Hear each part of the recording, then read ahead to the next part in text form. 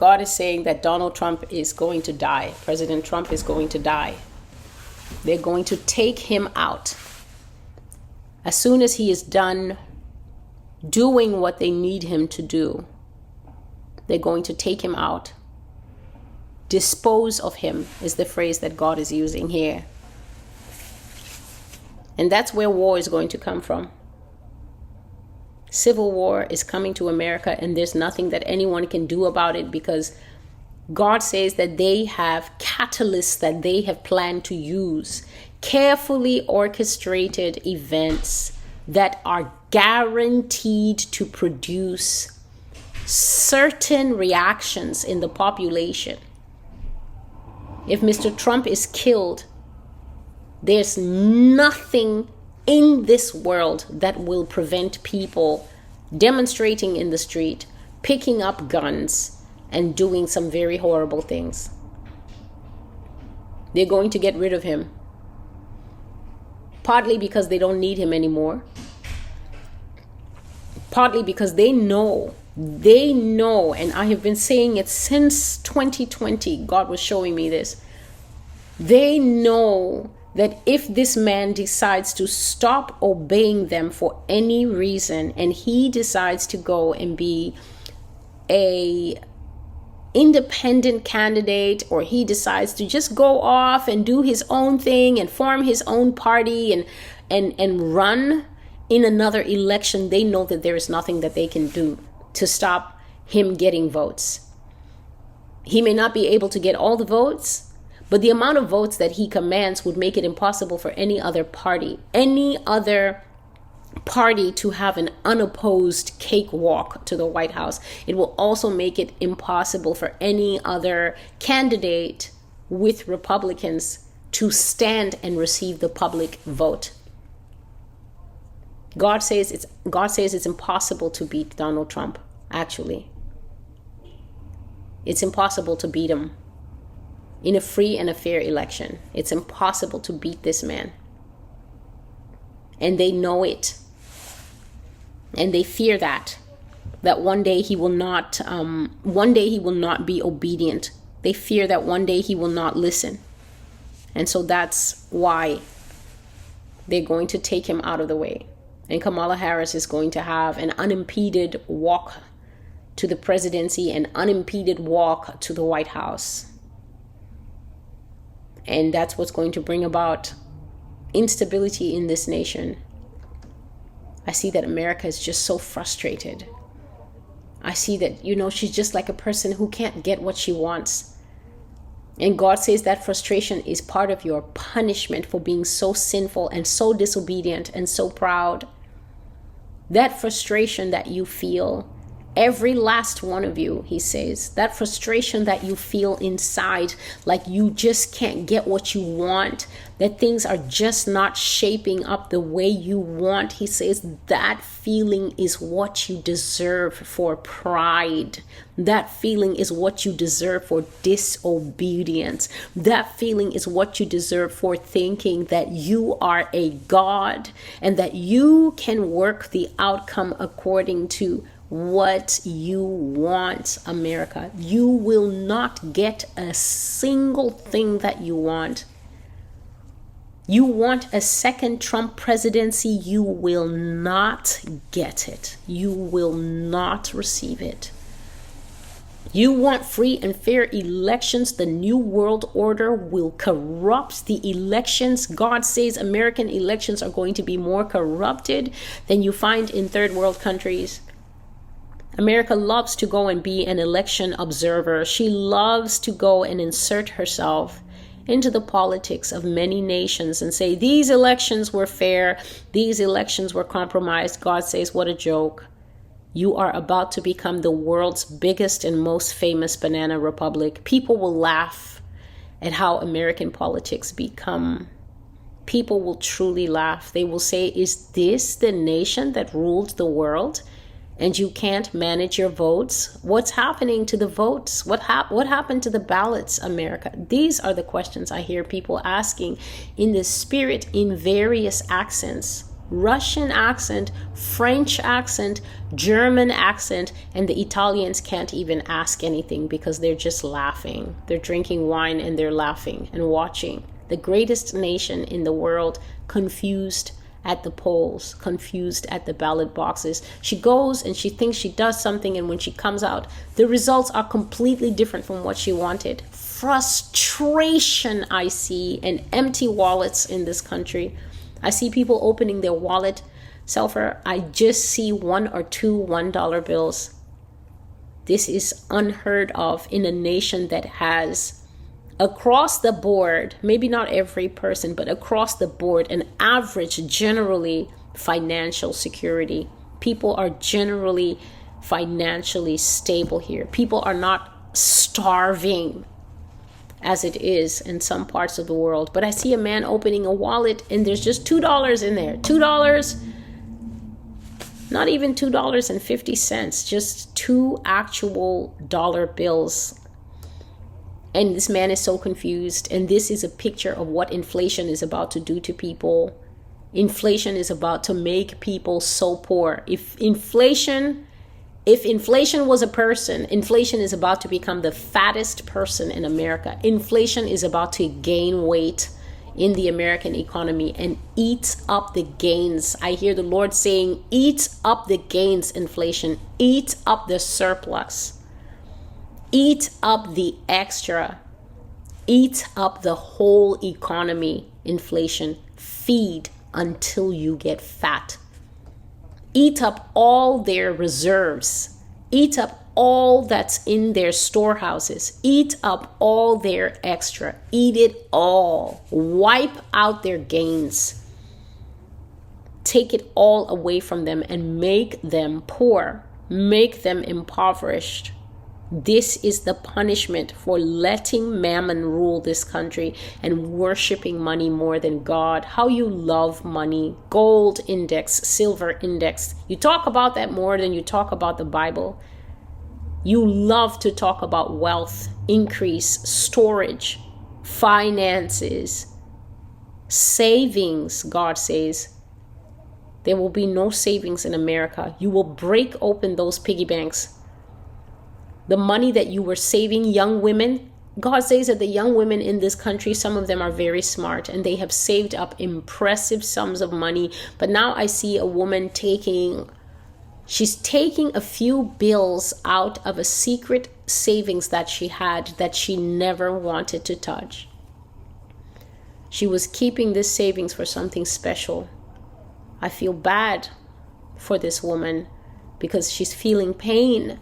She hasn't touched this savings in a long time. The only time she interacts with her savings is to put money into it. A young person has to be this millennial. Yes. She's only been investing in this savings one way, putting money in. But for the first time I see, she has to go to this savings and take money out. She needs it for something. An emergency that has come to her life and she cannot afford to pay it out of her current account. She can't afford it to pay it out of her checking account.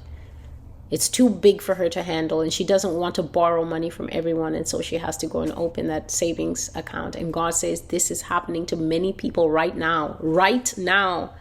People are taking money out of piggy banks they said they would never touch. They told their husband, they told their wife, this money is for something separate. This money is for something different. This money is for something special. We're going to keep this for retirement. And now retirement money is being used in this present season to keep many households afloat. And this has brought fear to a lot of older people. I see that old people are having more and more conversations at the dinner table because they thought that they were okay for retirement, but now they have to look at the whole plan. And God says, you have not even started to feel fear. You have not even started to feel worry. I'm going to take away all the extra. I'm going to take away all the gains. I'm going to take away all the savings. And then you will have to look to me. My people know how to trust me. God has been saying this in at least 5 or 6 recent prophecies. He said, my people know me and they know how to trust me. He says, My people know that in a crisis, I can even increase them. I can even make them wealthier than they were before. Look at Egypt. Egypt became bankrupt and Israel became rich. I took away the wealth of the wicked and I stored it up for the righteous. My people who know how to walk through a crisis with me could even come out better on the other side of this than they were before. But if you take my instruction and you heed my voice, you will not suffer. I will look after you. He says, I will look after the very youngest among you. I am tender with children.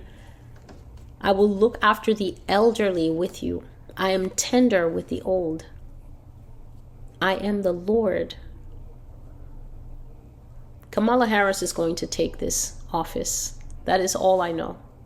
That is all I see. I just see this woman walking around with this commander-in-chief banner, this commander-in-chief. I mean, walking with the Secret Service. This is a sight. I'm telling you, they're going to play these images until we will get sick of watching it. We will literally get sick of seeing this loop on CNN and MSNBC and all the BCs.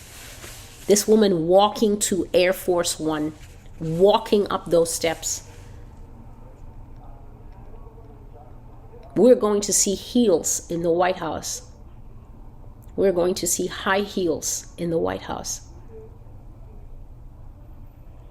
America, you will be frustrated. I am telling you, I am feeling frustration, and this is not my physical frustration because these things have nothing to do with me as a Christian. This is not my business. I belong to a separate kingdom, but I'm telling you, this frustration that I feel right now, this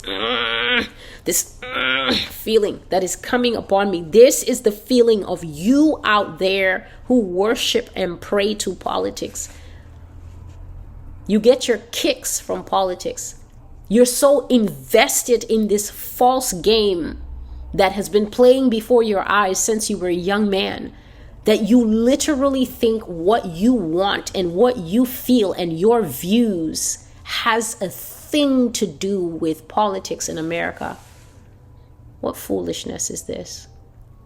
That you actually think what you want is what is taking place in the halls of power. These people above your head, that's what God says. They're working at a level above your head. They don't even need feedback from any of us.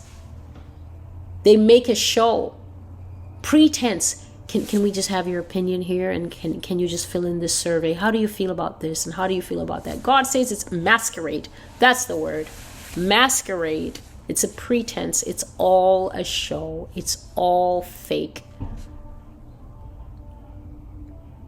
This is just, it's not a surprise. To those who keep their eyes on God, this is no surprise. But to people who actually can't wait for elections, you're just deceived. May the Lord receive the glory for his word. May the Lord take all his glory. This is just a very different time period that we are going into. I just sense it so much. Yes, we're about to see changes and shifts that nobody anticipated. God says the changes that are coming, nobody will see it coming. Yes, he says it will take the pundits by surprise. A pundit is somebody who prides themselves on being an expert. Somebody who prides themselves on being an expert. A pundit is somebody who makes a living out of making predictions. That person tells themselves and they tell other people, you can look to me as an accurate gauge of what will happen. When I'm talking, you should listen because I'm an expert. I went to this school. I studied this subject. I have these qualifications. I can tell you within this much percentage of accuracy what will happen. But God is laughing. God is seated in heaven and laughing at experts because they have no idea that even they are about to become bankrupt. Money experts, they will have no idea of what the money will do. They will have no idea of what the markets will do. They will have no idea on what the global economy will do. Shaking and shuddering, I am telling you, like a train that has just, a train that has just been going too fast. And now the engineer is trying all he can do. He is pulling on the brakes. He is pressing the button. He is trying to slow down the speed of that train. And nothing is going to work. Nothing. All of it is going to be scattered.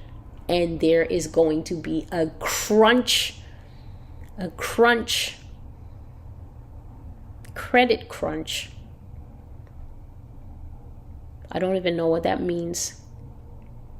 Severe credit crunch, severe depression, a great depression, worse than the first, worse than the second, a great depression. And worldwide markets just tumbling into chaos. American mismanagement will cause so many people to be absolutely impoverished, completely poor. I mean, you might as well just tear up your checkbook because nothing you could write on a check is going to mean anything. In a few years' time, just like he told us in that prophecy last week, last week, in a few years' time, the landscape of this country will be so different that we will all just be staring at one another in awe, in total incomprehension of what is happening, of what is taking place in front of us. Lord, you are the one. You are just the one. You are the only one. You are the only one who knows. And we have to put our trust in you. Let us stop the call here.